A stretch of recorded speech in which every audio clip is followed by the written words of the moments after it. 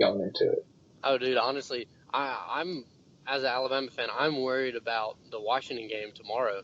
Like, I'm worried about that game just because everybody thinks that Alabama's going to blow them out of the water, which, I mean, they might. They might come out and play the best football they've played all year. But, I mean, I don't know. It scares me that we're that confident about it. I know we were extremely confident about beating Ohio State a couple years ago, and they had the secret weapon that no one even had any film on, which I know that had a lot to do with it. But I don't know. It just Well, it also had a lot to do. They had really good players too. I mean, yeah, they did, but nothing doesn't scare me anymore. Every time Alabama steps on the field, I get nervous. Like I'm super Oh, nervous. I'm definitely gonna be nervous when it's game time tomorrow. But we're not the ones playing the game. I think Alabama seems pretty motivated going into this game. They seem pretty focused. Did you see the tweet? What they have put up in all the meeting rooms that they have?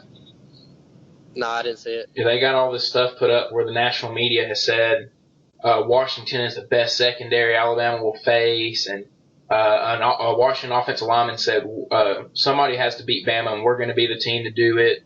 And they've got all this stuff put up on the wall to kind of motivate them. I think Alabama's going to be all right tomorrow.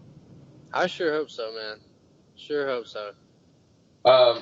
So a big fight tonight, dude. Ronda Rousey makes her return to the Octagon, UFC 207. I know you don't watch it of course not as much as I do, but yeah, I know that fight, it interests everybody. There's people who I didn't even know watched UFC who will be watching this fight tonight. So hey, I want you to give me a bold prediction about the Ronda Rousey fight. Like, give me something that is so bold that you think is going to happen tonight. Like, what can we expect and watch for in this game or in this fight tonight? I think Nunes knocks her out in 2 minutes. Really? No, I really do. I think Nunes knocks her out in 2 minutes. I think Rousey's going to get in there.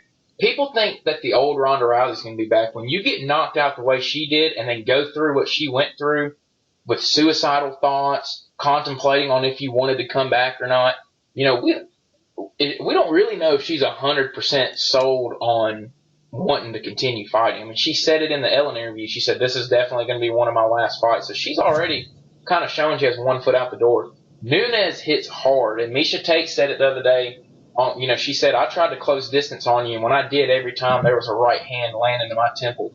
I think you're going to see that Ronda Rousey. Nunes is bigger, and Nunes is a Brazilian jiu-jitsu black belt, and so it's not going to be as easy on the ground for Ronda because of that if she wants to take her down. But I think that Nunes whoops her standing up again. I think we're going to see a timid Ronda Rousey when she gets in there, and I think that she's not going to like getting punched in the face again. And when she does, she's going to question herself a little bit. And I think Nunes knocks her out in 2 minutes. That's interesting. So do you think that would you say that Ronda Rousey gets knocked out in the first 2 minutes, like you said, and then do you think she would retire after that? Yeah, she's quitting. Do you think so? This is it tonight. Do you think this is it, win or lose? Yeah, I think Ronda Rousey. No, I think it's it if she loses. Now, if she wins, she's fighting again. Do you think it's possible that, like you said, she gets hit a couple times, and she gets really, really timid? Do you think she pretty much just runs away the rest of the fight, just trying to kind of keep her dignity and not get knocked out again? Yeah, I could see her, trying to stay away from Nunes, and it's going to be really interesting to see her take the first punch. I'm going to be really, really interested in seeing how she handles taking the first punch. If she eats it and keeps coming forward, Nunes might be in trouble. But Nunes hits really hard. There's a reason that she is where she is as the champ. She's on a 4-fight win streak. And, she dominated Miesha Tate, who went 3 rounds with Ronda Rousey at UFC 168. And she beat her in the first round. She could have knocked her out if she wanted to. She ended up just choosing to choke her out. She had a choice basically of what she wanted to do. She was on her back. But I think Nunes wins tonight. Everybody keeps thinking that the old Ronda Rousey's going to come back, and I just don't think so. When you have thought about suicide after losing, when you have thought about not coming back after losing, to me, it's going to be really hard for the same Ronda to come back out, that same aggressive Ronda.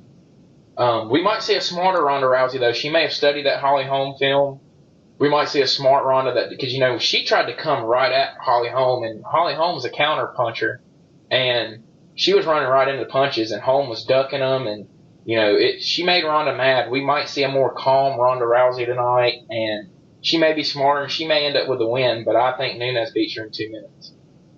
Wow. So what are the odds on that fight now? Have you seen? Yeah, it's actually Ronda's plus 120, so not she's not a huge favorite in this fight. She was against Holly Holm. I remember. I think if you would have bet $20 on Holly Holm, you would have won like $400 and something. Yeah. So that's crazy. I wish I would have. I wish I'd have put my money on Holly Holm that night because I predicted that one too. I actually predicted Holly Holm was going to win that fight because I remember at the weigh-in, Ronda came at Holly Holm. And Holm stood her ground. She didn't. Her facial expression never changed. Kind of like Jalen Hurts.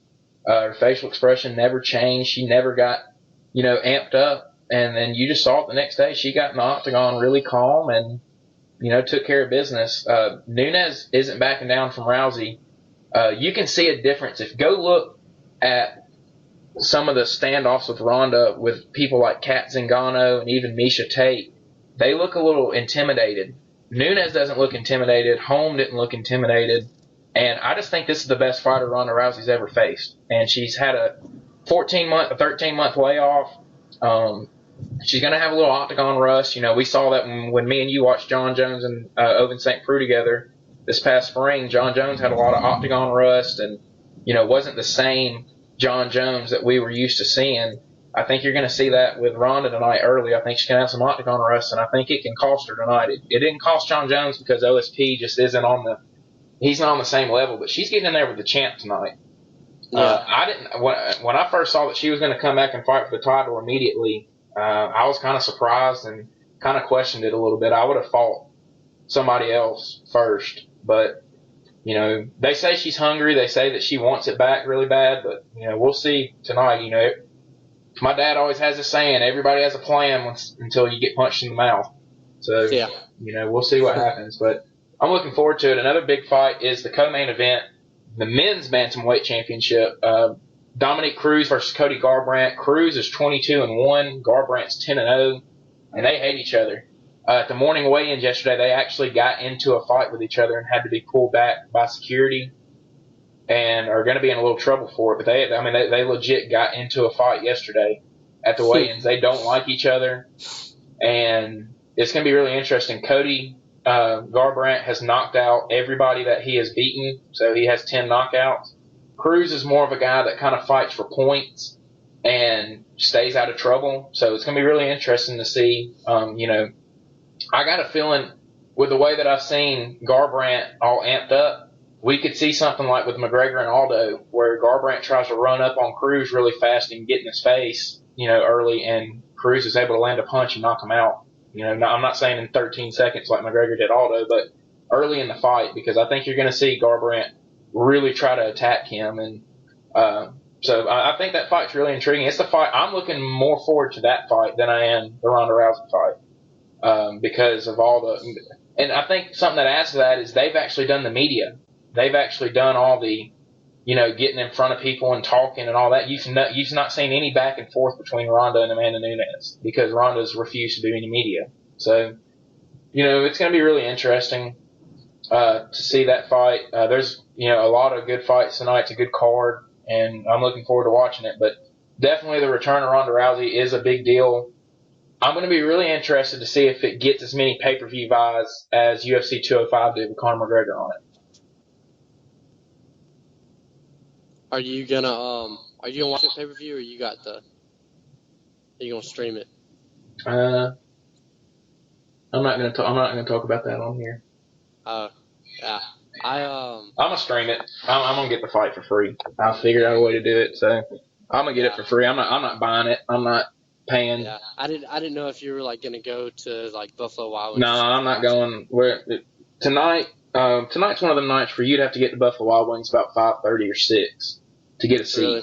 Yes. When Rousey, McGregor, or John Jones or Anderson Silva fights, you have to get there super early. Now, I went and watched Stipe Miocic fight at UFC 203 earlier this year at Buffalo Wild Wings and walked in at 9 o'clock and went and sat down at a table. But yeah, on a night like tonight, you actually have people get there early, because if you don't get a seat. Yeah. So we're going to watch it here. I'm going to stream it for free. I figured out a way to do that, so I'm not going to buy it. But Yeah. So is this 207? Yeah, this is 207. Correct. And they're fighting where? They're fighting at T-Mobile Arena in Las Vegas. Las Vegas. And you said 208 got canceled, correct? Well, 208 is now in February. Got pushed back. Yeah, well, it was supposed to be in Anaheim, and they just canceled the whole card. So now 209 was going to be in Brooklyn. In New York, right? Yeah, in Brooklyn, and now it'll be 208. Okay. So I think what's going to be interesting, if Rousey were to win tonight, it's going to be really interesting to see if the UFC tries to set up a night where Rousey and McGregor fight on the same card. Because I think that's possible. Yeah. I just don't know if they'd ever do that, because one of them's not going to be mad that they're not in the main event, and I don't know. It'd probably cause some problems, but it would be interesting, because that would be a mega night. I mean, that would be the biggest night ever. That would be something that you put at Madison Square Garden. Right. Like they did the Conor McGregor fight this last time. But hot word is that McGregor is going to fight Tyron Woodley for the welterweight championship for his next fight. So that's going to be really interesting to see how that goes, because Woodley is kind of a different breed. He's not, people look at Nate Diaz, and Nate, they fought at 170, and Nate, weighed 170 when they fought and all that. But Woodley is, have you seen Tyron Woodley and know what he looks like? Nah, not really.